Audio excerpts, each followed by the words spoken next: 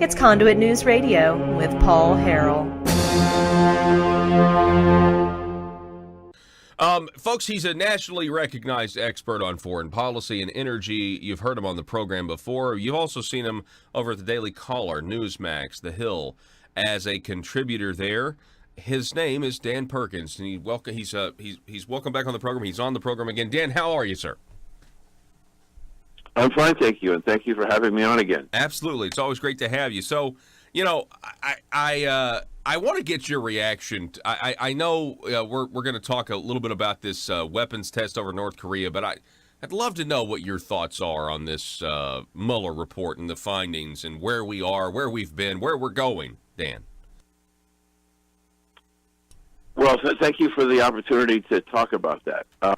I really believe that we are on a journey to redemption.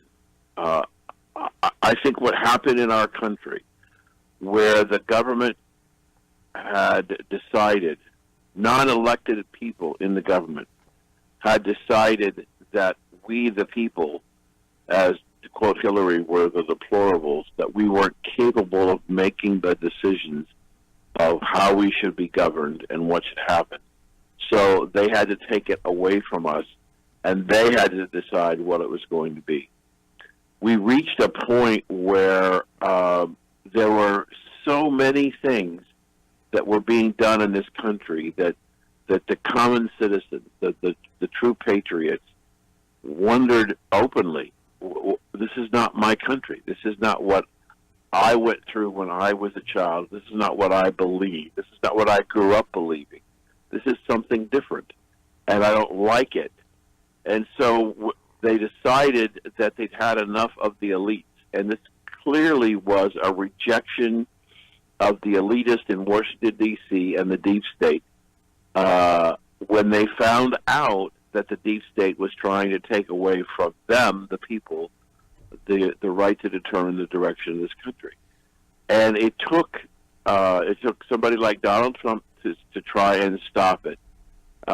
In many respects, the Mueller investigation was the high watermark of the elites, and its outcome proved to all Americans that the millions, tens of millions of dollars was wasted.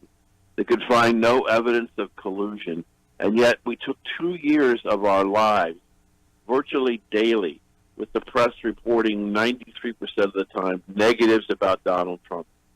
And none of it was true.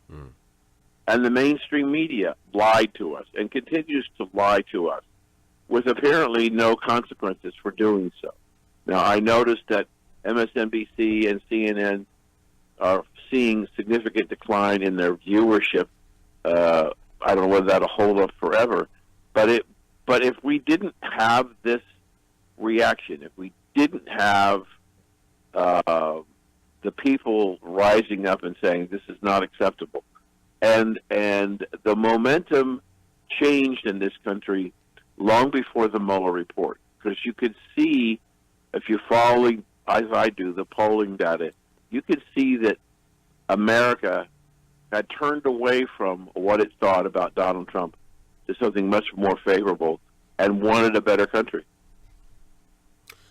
We're talking again with Dan Perkins. Yeah, you know, and what I've noticed from some people who, I you know, on social media, some people that I am friends with, it's interesting. The ones who have kind of claimed to be on the fence and we need to wait and see what the Mueller report is and da-da-da-da-da, but I kind of think they're just really kind of closet Trump haters. They seem to be even more devastated than even those on the far left, because now they're saying, well, you know, we spent 2 years and they don't mention anything, Dan, about, you know, the no collusion. It seems like they're moving the goalposts now, and now they're saying, well, the obstruction was unclear. We don't know if he obstructed justice, and it's very frustrating, because if he didn't commit a crime, how could he obstruct justice? Right. It's a great point that the Democrats are unwilling to accept as a fact of life. If there was no crime, then there was no collusion, and there was no collusion crime, then there can be no obstruction of justice. the one thing that amazes me is that the left continues to talk about the dismissal of James Comey. There are federal statutes that give to the president the power to replace any officer, cabinet officer, or any senior official in the administration at his will. And there have so the law says that because James Comey was appointed by Barack Obama to be Attorney General, didn't mean that when Donald Trump walked in the door on January the 21st, 2017, he couldn't fire him with no repercussions. So the idea that, you know, what they're talking about is they're saying one thing, but they're not telling the American people the whole truth. They say there was obstruction, and when really pressed hard, they say the obstruction was the firing of James Comey. Well, it is within the presidential powers to fire any officer, and including the head of the FBI. So he didn't break the law. If he didn't break the law, then there's no reason to indicate that he should be impeached or whatever because he fired James Comey. Yeah. It is a part of the rhetoric that they just don't seem to want to admit that they're wrong, and that's really an important message. The Democrats never admit that they're wrong. Yeah, and you know, never admit it. With Comey, there's a ton of questions about him at this point. You know, we know he leaked classified material after he was fired, which then allegedly was part of what led to the special counsel. I would like to know, well, if Andrew McCabe was talking about, you know, wearing a wire or trying to convince members of his cabinet to invoke the 25th Amendment, where was Comey in all of that? I think there's and it's interesting that they're all out today, Dan. John Podesta, I haven't heard from him in a long time, but he's in the news talking about a roadmap to impeachment. McCabe is out there. Comey has got weird, quick, cryptic tweets again. Then you've got James Clapper out there saying this is a roadmap. They're all using this term roadmap, and I wouldn't put it past the deep state, if you will, to now kind of activate the Southern District of New York even more and get the Southern District of New York to try to go after Trump even more. Well, first of all, I mean, that's a very keen observation. First of all, the Southern District of New York is part of the Justice Department, and the Attorney General, Mr. Barr, is the one who decides what's going to happen in the Justice Department, not James Clapper. The other thing is that they talk about, if you go back a little bit in time, and after the midterm elections, when they started talking about impeachment, there were a couple of things that the Democrats said, the more moderate Democrats said, that were necessary in order to have an impeachment. One, you had to have bipartisan support, and two, most important of all, you had to have the people supporting impeachment. You're not going to get the people supporting an impeachment when the polling data shows the president's favorability rating at 53%. It's not going to happen. And so they may go on this desire. However, there's another thing, and I think historians will look back at this particular situation that I'm about to put on the table and say that was the turning point in the direction of this country. And that was when William Barr said before the Senate Investigating Committee, yes, I believe there was spying on the Trump campaign. Because that statement, while we know it to be true, the Democrats did everything within their power to try and stop that statement from happening.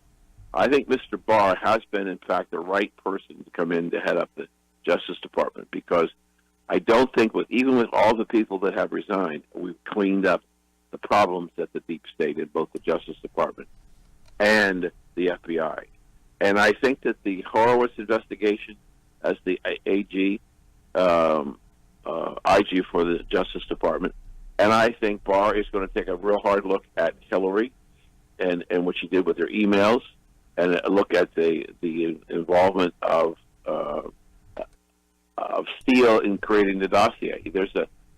Again, this is another thing that in my research that I looked at, and I couldn't understand why this particular law wasn't enforced. There's a federal election commission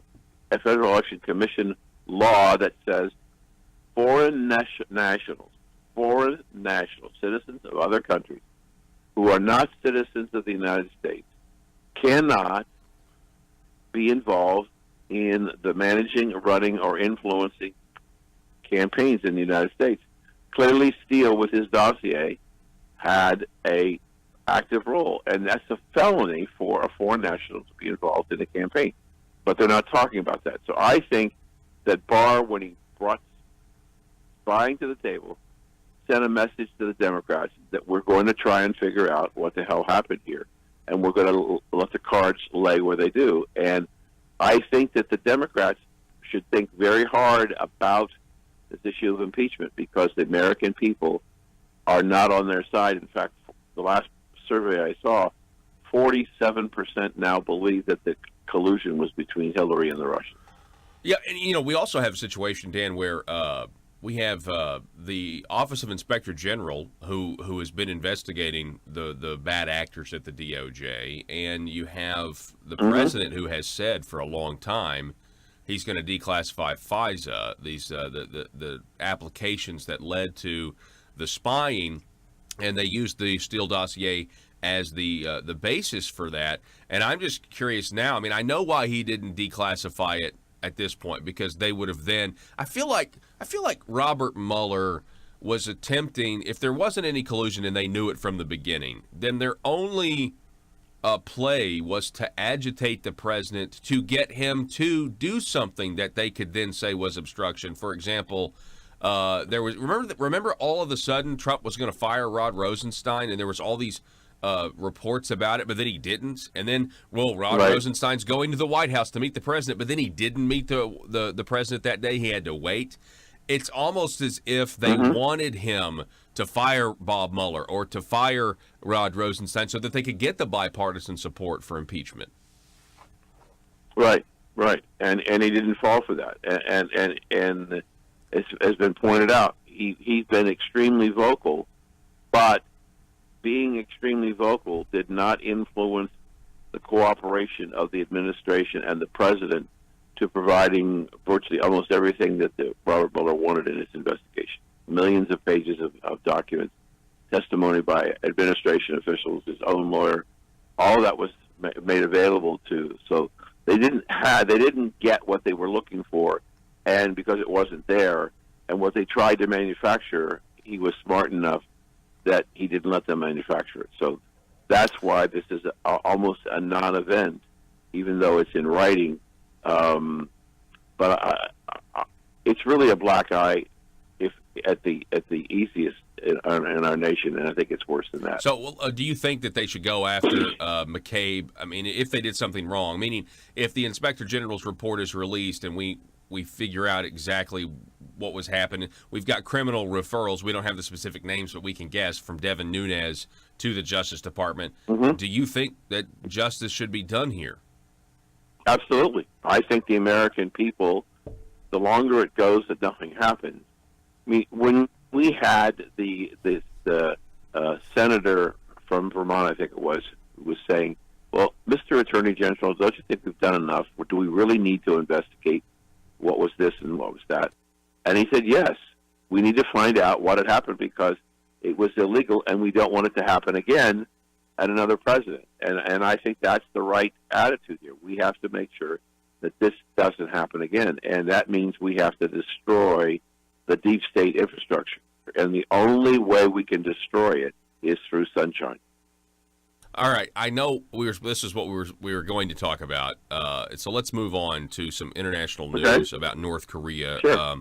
And I know we spent most of our time on the Mueller report, but I mean, it's just such huge news. But there's also, Sure. I think everybody wants peace with North Korea. I think we're rooting for President Trump on that. But North Korea says it's tested a new weapon. What's the news there? Um, that's a great question. I think, I don't know whether you're married and you have any children. I have 4 children and 4 grandchildren. And I think what we saw with Kim, if you look at what was fired, what we have is a petulant child crying out for attention.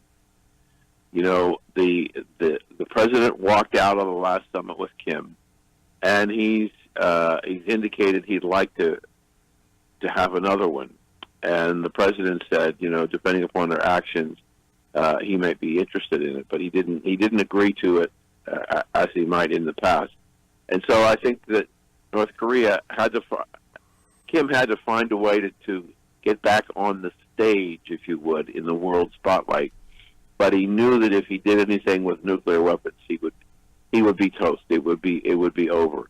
So he used a non-lethal test of a rocket, a tactical military weapon that was not nuclear, to call attention to himself again and say, "Hey, look, I'm over here. I can shoot these things. I can still do this." And but he only went so far. So I think it was an outbreak by a petulant child who wanted to have some attention on the world stage, and he felt like he was being neglected, so he had to do something. And he didn't get the response that he thought he was going to get. And remember, there's a long history of the Kim family of manipulating America by saying, you know, we'll do this if you do that, and then we would do that, and then they never did what they wanted to do. So I think it's a petulant child outburst, and the president would like to have a peace situation, a denuclearization, and I do believe that Kim wants that, but he wants more of the credit. Dan Perkins, it's always great to have you on the program, sir. I really appreciate your thoughts, and we look forward to talking to you again. Thank you for having me, and have a blessed Easter. You too. You too. Happy Easter. Dan Perkins, nationally recognized expert on foreign policy and energy. He's a contributor over at Daily Caller, Newsmax, The Hill, and you definitely need to follow him and check him out. It's always great to have him on.